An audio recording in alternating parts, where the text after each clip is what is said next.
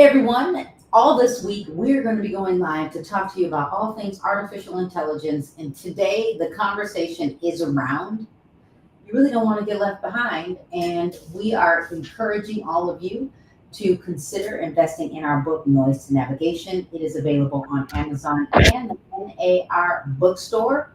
So grab a copy. And you know what, Mina? Which chapter should we talk about first? Let's start in the beginning. Like we should check. Well, you sound far away, just so you know. I don't know if your mic disappeared, but I can hear you. But I want to make sure everybody else can hear you. Okay. You can you hear me at all? I can hear you, but you don't sound like you're on the mic. So I'm giving you a second. So while Mina's About going to now. keep, Is that there better? you go. Is that better? Yeah, now Oh turn yeah. it up. Okay, I think we're good. I can hear you. So you can hear me now. So for those of you that are watching, you could be on Facebook. You could be on Facebook, a business page. You could be on YouTube. You might even be on LinkedIn. I was lucky enough to have my twin sister join me because she took time off to chat with all of you today. So the goal is where are my notes, Mina? Is not getting I left can behind. resend them back to you if you can't find them. I got them. I got my notes. I found them. I found my notes. So here's what's interesting about having the conversation around artificial intelligence. I could I can honestly say that if we were to look back at November 2022, there's no way I would have thought we'd have been here. AI has been around for a long time since the 40s, although we don't have to go there. So here's what I thought I would do, Mina, is in our book, Noise to Navigation, the first chapter, the title is Finding Power in the Push and Pause. Yes. Give me a different title Okay. so people get it. You know, even after reviewing and rereading the book, because it's always nice to just go back and revisit it, I realized that I probably could have named it the Goldilocks effect, meaning, you have it's either too hot, too cold, or just right. Meaning we get caught up in the noise of if you're like that innovator person or an early adopter, you just run with it and you go fast and you push hard and then you realize that you made some mistakes along the way.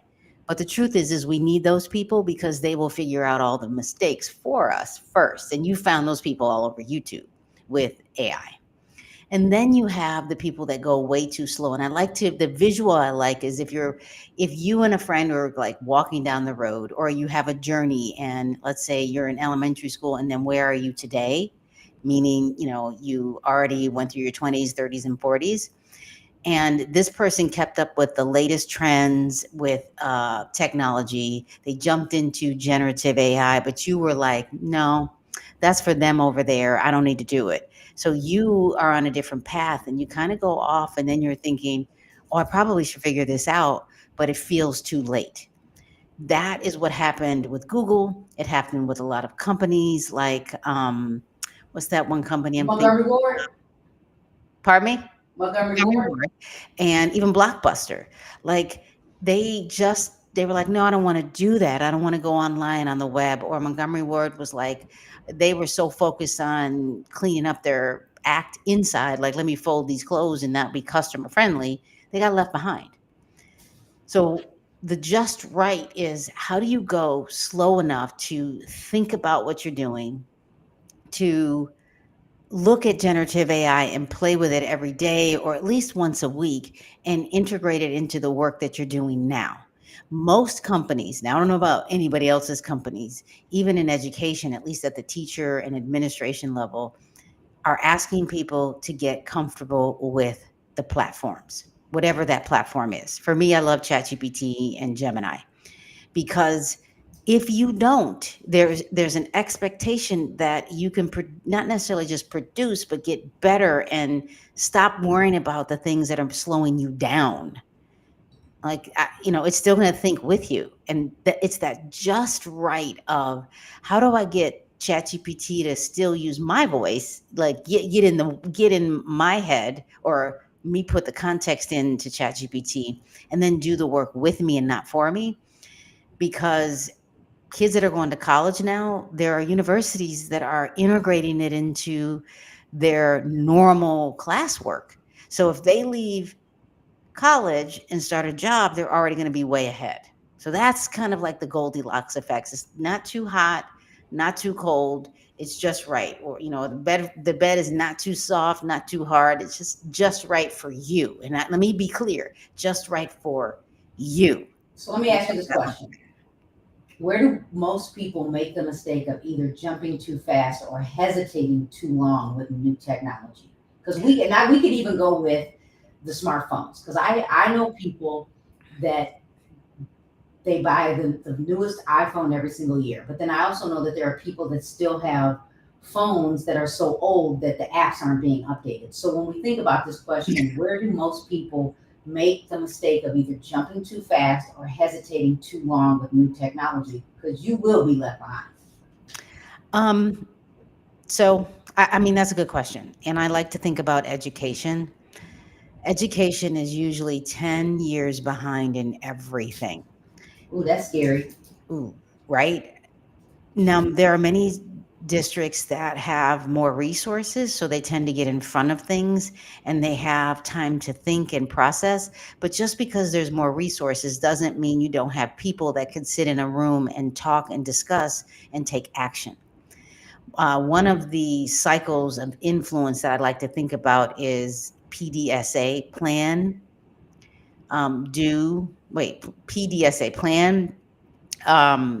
do, study, act. So you plan something, then you do something about it. You study it.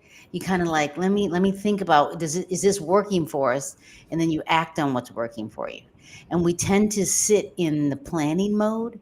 So the people that get left behind can sit in, let's plan to meet about the meeting, about the meeting, about that meeting that we need to meet about. And then you have the right. That's for the meeting. Yeah, we need a meeting for the meeting to meet about the meeting. And then there are people that forget the meeting. You have a group of people, and I like to use the word parallel play. For those of you in education, little kids, you ever see a group of kids and they're at the park and you got the one kid playing with the trucks and the one kid playing in the sand, and the parents are like, oh, look, they have friends, they're playing together. No, they're not. We call that parallel play, meaning you can get a group of people in the room and they all had a plan, and then they all left and did what they all wanted to do on their own separately. Parallel play. Like they're not doing the thing together. And that's what ChatGPT can do with you. And then you have to study, like, is this working? Is this the right way? Are we going to create a policy or procedures or guides what works for our industry, and then act on it and then keep doing the cycle, the thing? And we don't do it that way. I almost wish I put that context in the book too. I know, the next series, because we don't think about what we're doing. We either plan everything, we either go too fast, and then there's noise and we have to go back and fix the thing. But we do need people like that, because then if we have those people, they can go and research and study, like, yeah, that wasn't a good idea, but they come back and they own it without pointing fingers. There are organizations that if somebody does something wrong, they punish them for it instead of saying, okay, so what can we do to get better? What can we do differently so it can enhance the work that we're doing? And then you act on it, and then you repeat, and you keep doing that and doing that and doing that. There are a few companies out there that have done that. They still exist today. So, Nordstrom, for example, and Netflix to me is still new because Netflix is the one who probably put Blockbuster out of, like, they put them out of business. Borders is out of business, but Barnes and Noble figured out that Amazon is not just books, it's everything. But Barnes and Noble, not only are they still in business and you can get your books in a few days, 2 days, but you can also publish on there too, just like you can self-publish on Amazon. And it's just you mean Borders? You can? I mean no, Barnes and Noble. Barnes and Noble. Okay, Sorry. so table that for now, because Yeah. But the point is talk that people offline, 'cause I are, don't know. but there are businesses out there that are figuring out how to not get left behind.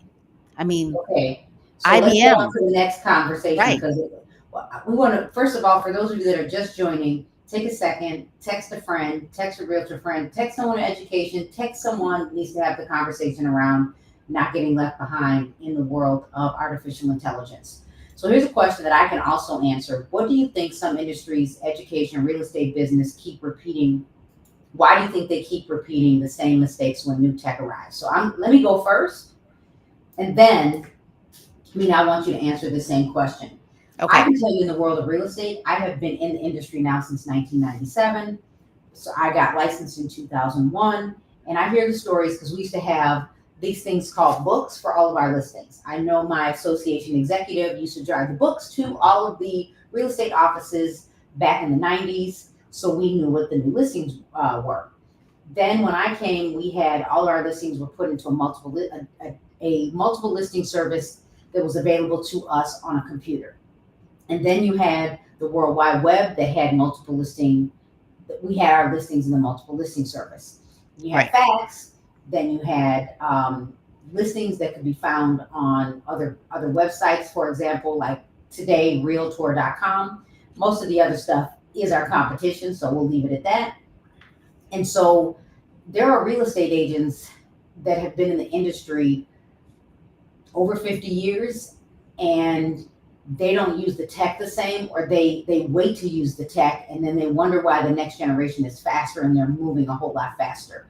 So why do I think we keep repeating the same mistakes is because we wait to learn the new technology. Yeah. I would literally taught a class last week, and I could say about 30% of the room had never logged into an AI tool like ChatGPT, Gemini, or Copilot. They had never logged in.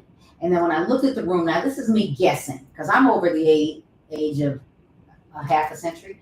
So in that case, I was clear that most of us were around my age, maybe a little bit younger, but I am pretty sure that there wasn't that 20-year-old in my class. Why? Because they don't wait to learn. They go on YouTube, they go on TikTok. They're learning from TikTok. That's where they're learning. So I believe in the real estate space, we keep repeating the same mistakes because we wait to launch, especially when it comes to who's teaching us the information. It has to get approved. If there's an approval for the approval, there's too many people in the room in the conversation. Where the next generation, they're just putting out the information. And what do you call this, Nina, for the 5-year-old? What is this? For the 5, what do you mean, like the parallel play? What is this? Look at it. I'm Are you looking not at. looking at the screen? It's an appendage. Okay, let me help you. Oh, I didn't. You know what? So I couldn't see what you were putting because you next. weren't, I'm clear you weren't on the same screen. So when No, I no. did this, Actually, this is what I saw. I didn't I see know the because phone. when I had put it up to the screen the first time, you didn't see me do that. So No, no, no. No. You're right about that. But you were right next. There's 2 screens here. I'm looking at you and me. makes sense. So with that being said, now what do you think? You earlier you just said that education is what, 10 years behind? Always. So why do you think they keep they keep repeating the same mistakes when it comes to not moving? Let me go back to my question so you can see it. Why do you think some industries, specifically education, keep repeating the same mistakes when new tech arrives? First of all, they're probably not even using it. They're probably not even practitioners. There's a lot of factors, variables that might be out of some like educational institutions' control. Like in Illinois, for example, each school district may have their own association and union. They have a classified employee union. In Illinois, we had a credentialed teachers association union.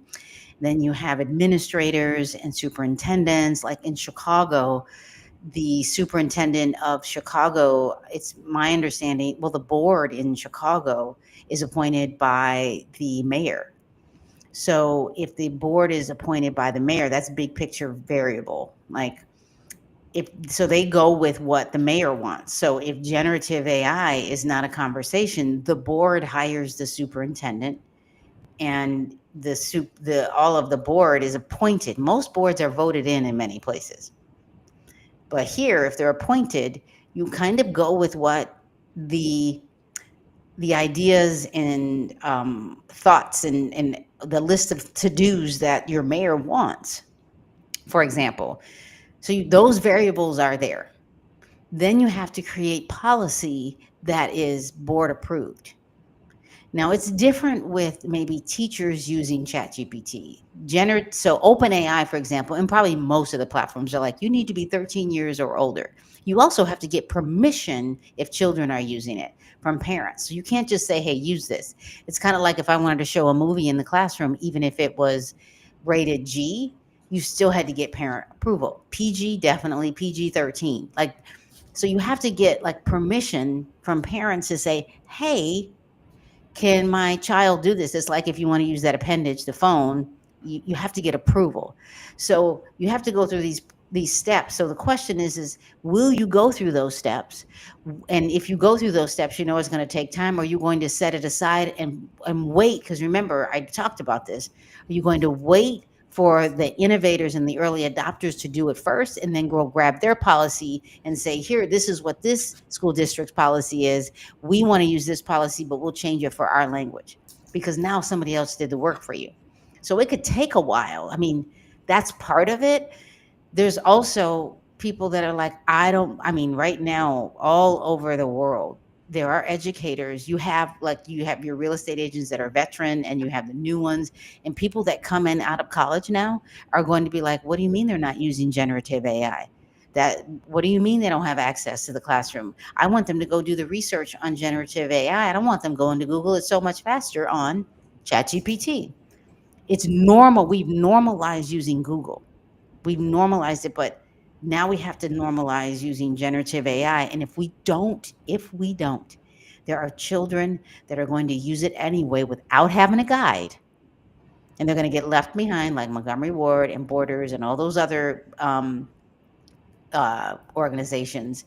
And children are going to do what they want to do, how they want to do it, and they're going to not know how to navigate. They are going to have the noise, and they're going to have to be retaught how to use, I'll just use the phrase prompt engineering properly, because they're going to be so used to just uploading their assignment.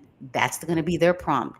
Write this paper for me. And there are professors, even though there really isn't a way for them to say, hey, was this written by ChatGPT?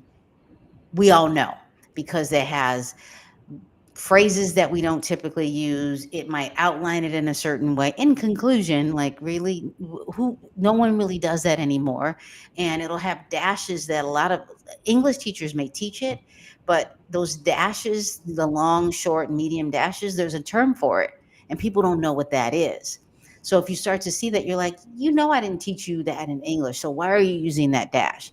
And professors are actually, you can see it on YouTube, like they're mad at their students instead of saying, okay, so I know you probably use ChatGPT. So what would it look like if it was your language? So that's a lot of variables, but So let me ask this question. Is AI going to reshape everything you do? And you could be anyone. And by the way, for those of you that are watching live, whether you're on Facebook, YouTube, or even LinkedIn, because I can see all three, feel free to type your questions. If you type them on YouTube and or Facebook, they will pop up here. We are in a tool called Restream. So we want to answer your questions when we have the conversation around AI. So Mina, is AI going to reshape everything you do? yes, There you go. it is. Oh my gosh. If you think about, first of all, it is exponential. The way we used to learn things is you'd go to school, you go in kindergarten, you learn your alphabet, and then you learn the sounds, and then you learn words. And typically, students or children used to go to school, and the teacher taught them how to read. And then as people got older, they were a little bit different. Like my first child was my, prototype. I didn't know any better. My prototype, real smart though, because he used to read encyclopedias on his own. Right. So their children want more. They have access to knowledge. It's at their fingertips, and we give it to them by handing them a phone. So they have, when you hear terms like you can't hold your attention more than 2 seconds, longer than a goldfish, they can't. So teachers who teach the way they normally have, those students are wondering why they're doing things and they're annoying you to death, is because they're bored, because they can pick up stuff so fast. It is so exponentially fast that they can go once they learn that they can talk directly into ChatGPT, because in Japan in 2023, at the beginning of 2023, there were kids, 3-year-olds, talking to ChatGPT and asking it questions like, is Pokemon real? And then it would talk back. So you don't even need to know how to type anymore to get have a conversation. So if we don't guide children, that's part of it. Like, and let's just go to, we'll pass K-12 and college. We said this at the beginning. Jobs are going to expect you to know how to do this, and there are people who are losing their jobs because if you know how to use ChatGPT, you are more efficient, and you can ask harder and more difficult questions and create different tasks and prompts, and it will create for you, or at least tell you how to create it. Where you are using, I'm not saying people aren't creative and wouldn't even come up with this, but you can push it to say, yeah, but I was thinking I would like to do this, and give me 5 different ways this could look, whatever that is, a graph, a chart. And I really wanted to use a line graph, and I can't figure out how to do it in Excel, but I need it to be my work. What would that look like? I'm telling you. And not only that, if you use Gemini, it goes straight into the Google platform. Like, you can download a sheet, you can download a doc, you can create a presentation, and it's already there for you. And you can do the same with Copilot. And for Microsoft, it'll do all the things and go right into Excel. And we're missing that. There is a connection now. And if you use Outlook, Copilot, it just sits there and helps you with your email. I think we're doing I think that we can get real like, hey, is AI changing Who our said it? Who asked the overall? question? Oh my gosh, Yolanda, hey Yolanda, is AI changing our overall learning styles? Ooh, that's a good question. I think only if you let it, and I would argue that you almost want to let it challenge your learning style. Because in education, some of our learning styles might be like, I'm very kinesthetic. I like to get up, move around, talk, and I like to talk to people. There are some people, and I love to read a book. Like, I can sit and read a novel or an informational book, but sometimes I'm like, I got to put it down. So it depends on what you want to learn and how you want to learn it. I think I really love that question, Yolanda. Like, and it's okay to change your learning style, or let's just say this. What about if it just adds a new learning style? What if it enhances your thinking? Like, keep your actual learning style, keep it. So what are your thoughts? Well, I mean, being early and learning isn't about being first, like I tagged below. I would say, when Yolanda asked the question, is AI going to change how we learn? We could go with the example of when we both saw the same TikTok where a teacher said that a student said and I'm just going to say it just like this teacher, there's going to be the dumb AI user and the smart AI user. And this was, I mean, if I'm sure, I'm wondering if I shared it to my stories over on TikTok. And a kid said this to the teacher. And just like you said earlier, the point is that there are going to be people that use AI as students and as adults to do all the work. And then there are going to be students and adults, business owners, to use it to think. So, for example, my example would be real life. Yeah. Is that every Friday when I go live, even if I miss a Friday, I use Evernote. I sit on my Mac and I've come up with the title. And I may have come up with the title on a Monday, but I haven't written out my concept. I always start with a story, real life story. And then I come up with, and I start asking you questions on my live.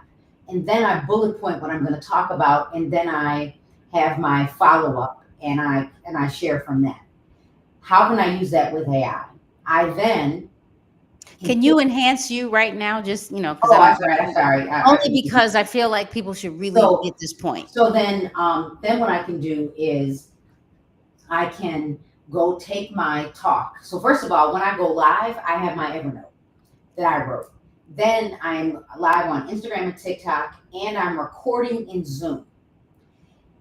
When I'm done with all of that, I may have said something on Zoom because it's transcribing. And then I've already had my Evernote. I can take all of that information and put it into ChatGPT because I have a project. And in that project, I take my Coffee with Carrie notes, my Zoom transcript, and I can say write a blog post based on my notes and my transcript. And I can and then I can take my live talk that I recorded on Zoom and I can add it to a podcast. I can have my YouTube notes, and then because I've been going live so long, I actually took everything that I wrote. I'm the author, and I put it into ChatGPT for a 52-week workbook, and I'll call it a workbook where real estate agents can see what I talked about, and then they can it'll help them think for people that get stuck. So, do I think it's going to change our overall learning? Yes. That is how I've been using it to help me think better and faster. And I'll give my other one, Mina, unless you have one. When I ride my bike, and because I'm the person that when I don't feel like working out, I'm getting on my bike. So I can ride for an hour and flatland, so it's probably easier than going in California.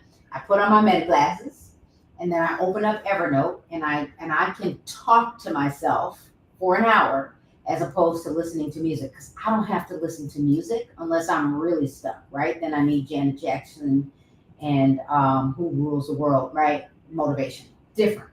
So why do I tell you this? Because it has helped me learn and work faster, but it's still coming from me. So I would definitely say, do I think the learning is different? Yeah, and I like this Here's next. another question from Yolanda, Mina. Okay, so let me read it, and thank you for the question. I was just processing it, and you used to want to determine how we learn tactile, kinesthetic, visual, and is that now obsolete? It only becomes obsolete if we let it. It depends again on the learning. Visually, a lot of us are visual learners. It could actually depend on what you're learning. Like if it's something I need to put together, uh, very rarely do I want to open up the instructions, because whoever writes these instructions on like how to put a cabinet together or some dresser, oh my gosh, it's like, who wrote this and what the number? Sometimes you're just like, I don't want to read that. So I just want to somebody show me a video. So sometimes you go to YouTube, somebody already put it together and they talk to you and visually you can see it. That's what's wonderful about YouTube. What's also great about ChatGPT or Gemini or whichever one you choose is you could take a picture of those instructions and say, hey, I don't get this, tell me about it. And then you could read it in order.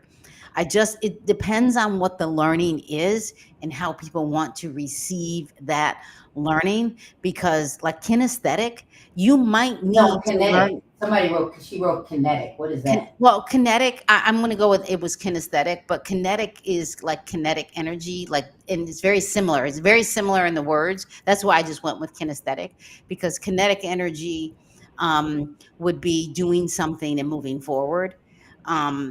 Like in other words, you have motion. So that's what I was thinking.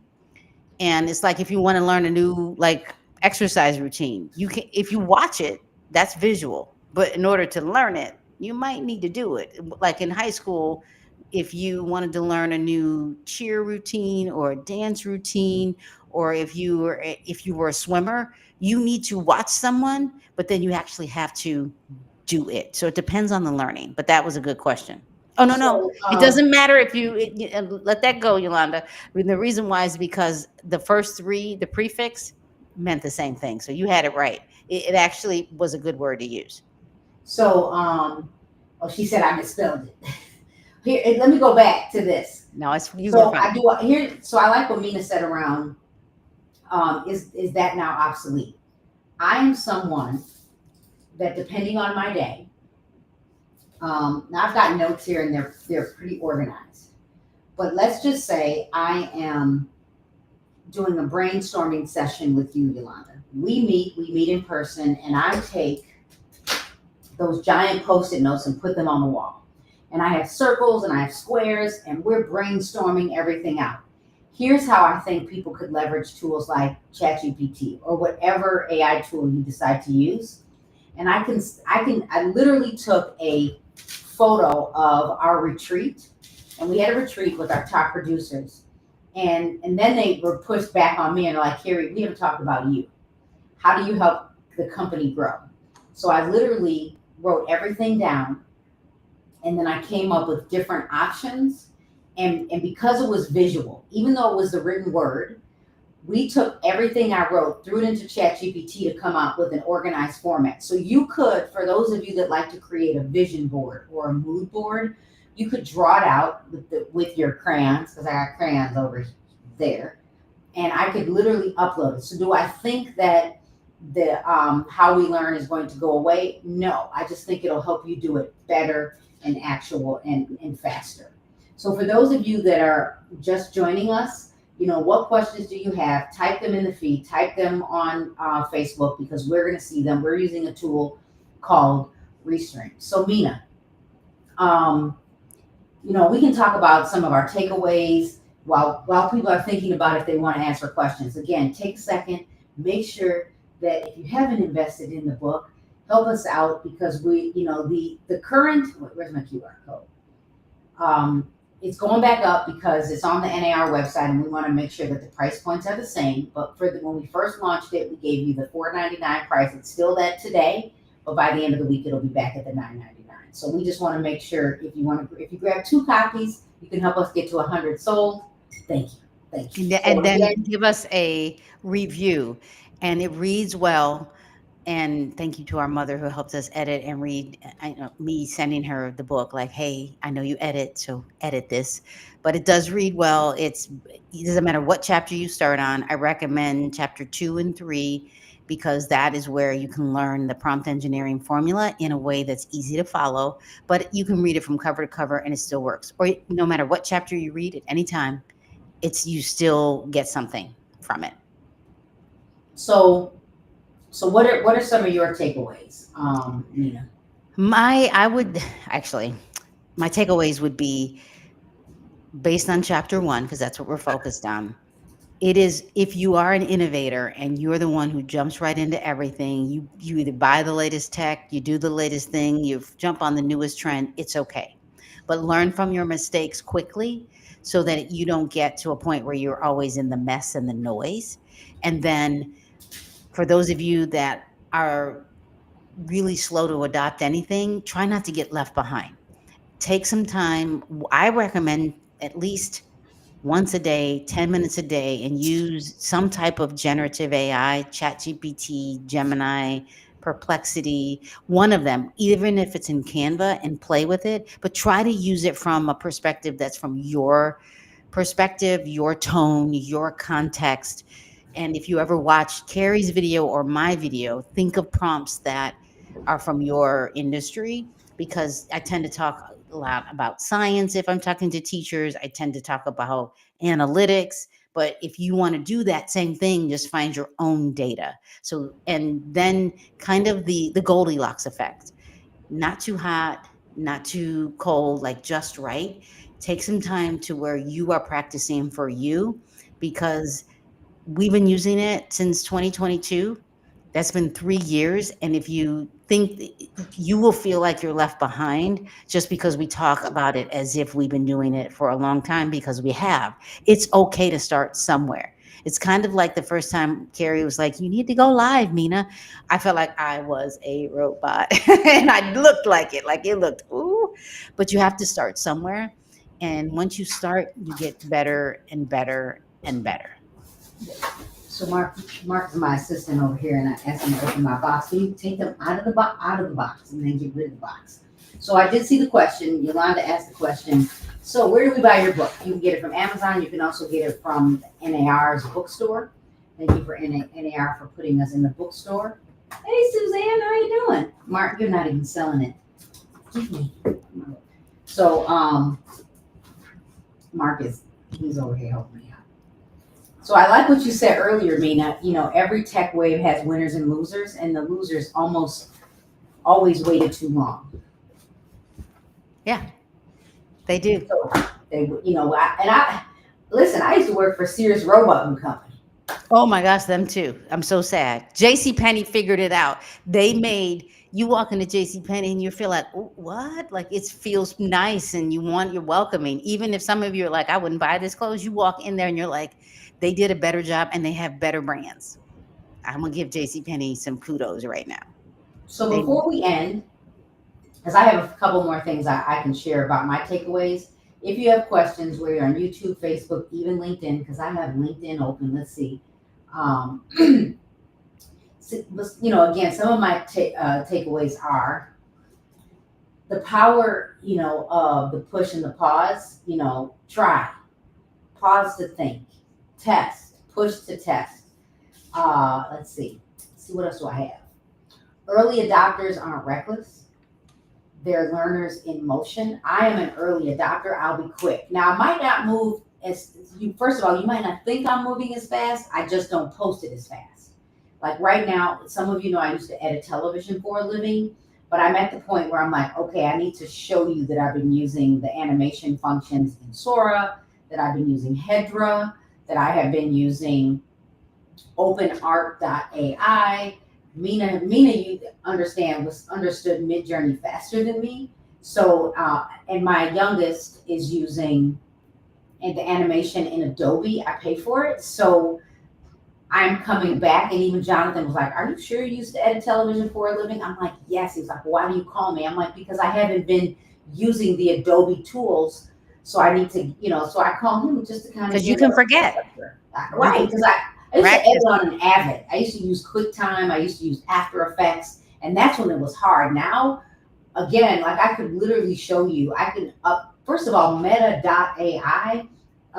You could upload your own image, and it'll make you, a music star in seconds. Now, I'm not saying you should use that one, but it could. Curiosity is not strategy, not a personality trait. If you're not curious, you will get replaced by someone who is. And that's where I think the challenge is going to be about being left behind. Real estate agents that at least invest in the learning, I think they're the ones that'll be relevant and will be able to sell their business. If I was a real estate agent now, been in the business over 25 years, 30 years, 40 years, or 50, I would bring on that next generation real estate agent, and especially the tech savvy, get them licensed, but then help you as not just an assistant, but someone that can do social media, teach them the rules, because then you can have someone that can have your book of business, and you could still pay them for working with your past clients. Those would be some of my takeaways. Anything else for you, Mina, before we end?